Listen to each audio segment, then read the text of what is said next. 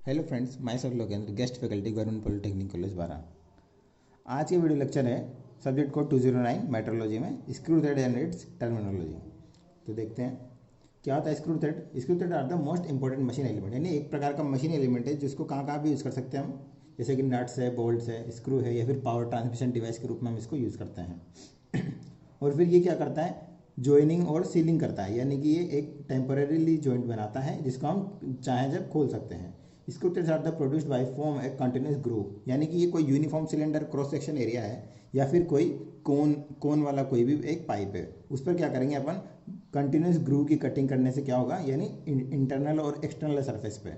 Internal का मतलब है अंदर की साइड और एक्सटर्नल का मतलब है बाहर के डायमीटर पर हम क्या करेंगे, ग्रूव काटेंगे, तो हम इनका निर्माण कर सकते हैं। एप्लीकेशन देखिए कहाँ कहाँ पे यूज़ होता है, जैसे कि फास्टनिंग, यानी temporarily fixed one part two the another part, यानी जैसे कि हम पाइप फिटिंग वगैरह है उसमें भी हम क्या कर सकते हैं, इनका यूज़ करते हैं। ज्वाइनिंग प्रोसेस, यानी coaxial joining of rods tubes by external और इंटरनल डायमीटर, ठीक है। Controlled linear movement, control linear movement जैसे कि हम लेथ मशीन में, मिलिंग मशीन में, ग्राइंडिंग मशीन में देखते हैं। लेथ मशीन में भी हमने कई सारी चीज़ें देखी, जैसे टेलीस्टोक है, टेलीस्टोक में होता है, या फिर कंपाउंड स्लाइड है, क्रॉस स्लाइड है। लेथ मशीन में इन सब चीज़ों में क्या खिसकाने में स्क्रू थ्रेड मैकेनिज्म का ही यूज़ किया जाता है। या फिर वर्क टेबल है, जैसे मिलिंग मशीन की वर्क टेबल है, उसमें क्या करते हैं अपन, वर्क पीस को क्या करते हैं, मिलिंग कटर तक पहुंचाते हैं, तो वो इन्हीं की सहायता से पहुंचाया जाता है।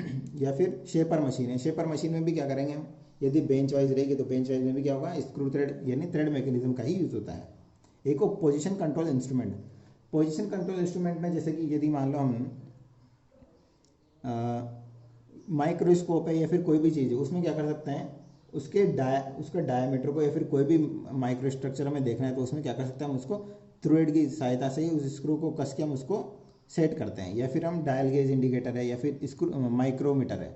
माइक्रोमीटर में भी क्या होता है, हम वायर को उस एनविल में फंसा कर क्या करते हैं, उसको घुमाते हैं, जिससे से क्या होता है, फिर वो वहाँ पर लॉक होता है, तो वहाँ पर भी क्या होता है, स्क्रू गेज में सॉरी स्क्रू थ्रेड का यूज़ किया जाता है। अब डिस्कस करते हैं क्लासिफिकेशन, किस किस तरीके से क्लास, यानी according to the location. Location में क्या है, एक तो हम यदि हमारे पास सॉलिड या फिर पाइप में देखते हैं हम, यदि बाहर की साइड है थ्रेड कटे हुए तो उसको बोलेंगे हम एक्सटर्नल थ्रेड। या फिर किसी सॉलिड पाइप में यदि हम बाहर की साइड थ्रेड काटेंगे तो उसको बोल्ट बोलेंगे। और यदि किसी होलो सेक्शन पाइप में, छोटे पाइप में, यदि हम अंदर की साइड पर टीथ बनाएंगे तो उसको क्या बोलेंगे, नट बोलेंगे। According to the classification, straight helix use होते हैं बोल्ट में, टेपर्ड हेलिक्स यूज होते हैं ड्रिल चक में, और रेडियल हेलिक्स होते हैं लेथ मशीन में, जो सेल्फ सेंटरिंग वाला जो चक होता है, थ्री जो चक, उसमें यूज होता है। According to the direction of the helix, दो तरीके से, एक तो राइट हैंड हेलिक्स और एक left hand helix. Right hand helix का मतलब है यानी कि राइट साइड में वो झुका हुआ रहेगा एक्सिस से, और लेफ्ट हैंड हेलिक्स का मतलब है यानी वो लेफ्ट हैंड साइड में झुका हुआ रहेगा एक्सिस से। अकॉर्डिंग टू द स्टैंडर्ड, यानी ब्रिटिश स्टैंडर्ड विथवर्थ थ्रेड, इसमें क्या डिफरेंस होता है, इसमें होता है size designated by the thread पर इंच, यानी थ्रेड को कैलकुलेट होता है साइड पर इंच में, उसमें कैलकुलेशन होती है। और मैट्रिक थ्रेड में क्या होता है, थ्रेड पर इंच, यानी एक इंच में कितने थ्रेड हैं, उसी के हिसाब से इसमें देखते हैं हम लोग। एक होता है according to the number of start, single start और मल्टी स्टार्ट। सिंगल स्टार्ट का मतलब ये होता है कि जो लीड होता है वो होता है पिच के बराबर, और मल्टी स्टार्ट में जो लीड की वैल्यू होगी वो डिपेंड करेगी कि हम मल्टी स्टार्ट में 2 स्टार ले रहे हैं या फिर 4 स्टार ले रहे हैं। यदि 2 स्टार ले रहे हैं तो लीड होगा 2 पिच के बराबर, यानी कि उसको एक बार हम घुमाएंगे तो वो क्या करेगा, 2 पिच के बराबर क्या होगा, वो अंदर जाएगा। और यदि 4 है तो एक बार में 4 पिच के बराबर वो अंदर जाएगा।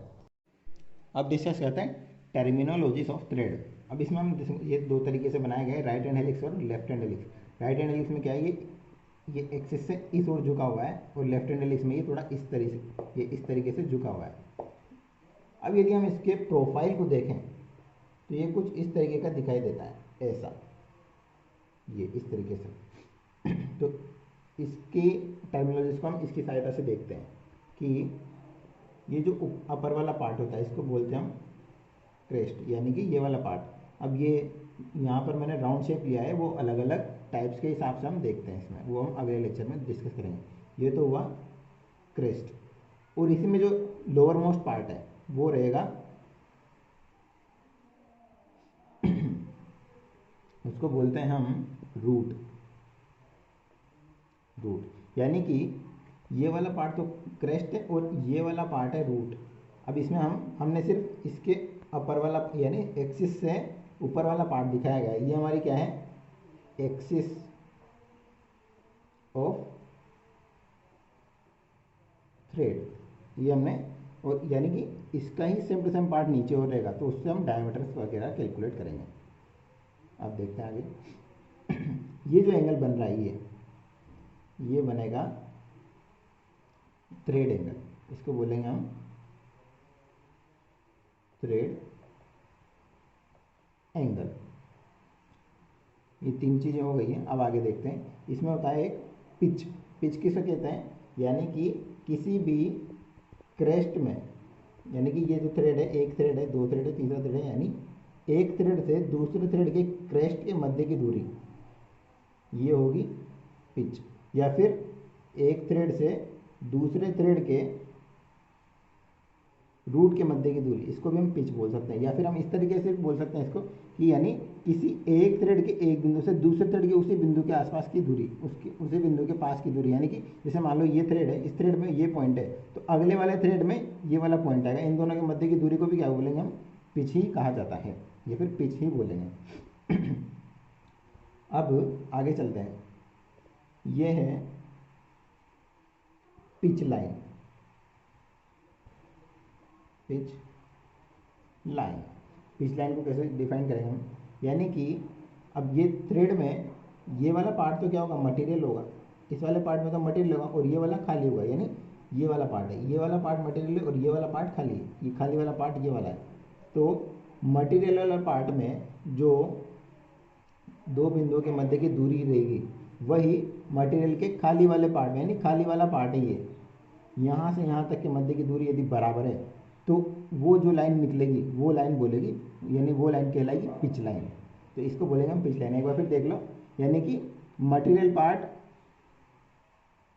कि मैं दो बिंदुओं के मध्य की दूरी और जो जिस पार्ट में मटेरियल नहीं है उन दोनों के मध्य के बीच की दूरी, ये दोनों क्या होनी चाहिए, बराबर होनी चाहिए। वो कहलाएगी हमारी, वहाँ से पिच लाइन जाएगी, और इससे जो डायमीटर बनेगा उसी को हम पिच डायमीटर भी बोलेंगे। एक पार्ट होता है ये एंगुलर पार्ट, ये इसको बोलेंगे हम फ्लैंक।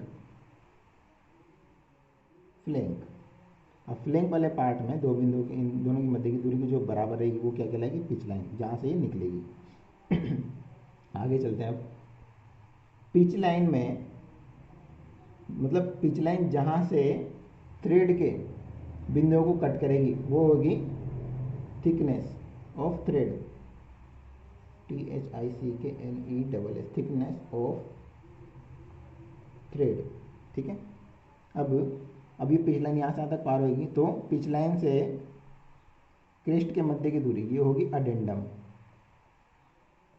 और पिच लाइन से रूट के मध्य की दूरी, ये रूट वाली लाइन है ये, तो रूट के मध्य की दूरी ये होगी डिडेंडम। डिडेंडम। यदि हम डायमीटर्स को देखें तो देखो, ये क्रेस्ट है, ये क्रेस्ट है, और ये नीचे वाले पार्ट का क्रेस्ट है, तो इन दोनों के मध्य का जो डायमीटर रहेगा उसे बोलेंगे हम मेजर डायमीटर। यानी कि जो यहाँ से लेकर यहाँ तक बनेगा, यानी इस नीचे वाले पार्ट को भी देखेंगे तो वो तो होगा मेजर डायमीटर। माइनर डायमीटर किसको कहेंगे, रूट। और जो नीचे, यानी जो नीचे वाला, नीचे इस तरीके से प्रोफाइल बनेगा, ये इस तरीके से प्रोफाइल बनेगा, तो ये यहाँ से यहाँ तक के मध्य की दूरी ये कहलाएगी माइनर डायमीटर। यानी कि नीचे वाला प्रोफाइल और ऊपर वाला प्रोफाइल, इनमें इन दोनों के मध्य की दूरी ये कहलाएगी माइनर डायमीटर। एक होगा पिच डायमीटर। पिच डायमीटर हमने देख लिया, यानी इसमें इन दोनों की दूरी और ये दोनों दूरियां बराबर होगी। वही काम क्या है इसमें भी होगा, यानी यहाँ से इन दोनों के मध्य की दूरी और इन दोनों के मध्य की दूरी बराबर होगी, तो यहाँ पर भी एक पिच लाइन रहेगी और ऊपर वाली लाइन में भी एक पिच लाइन रहेगी, तो इसको बोलेंगे हम पिच डायमीटर और इफेक्टिव डायमीटर। ये सब चीज़ें हैं जो इसकी टर्मिनोलॉजीज हैं। Thank you.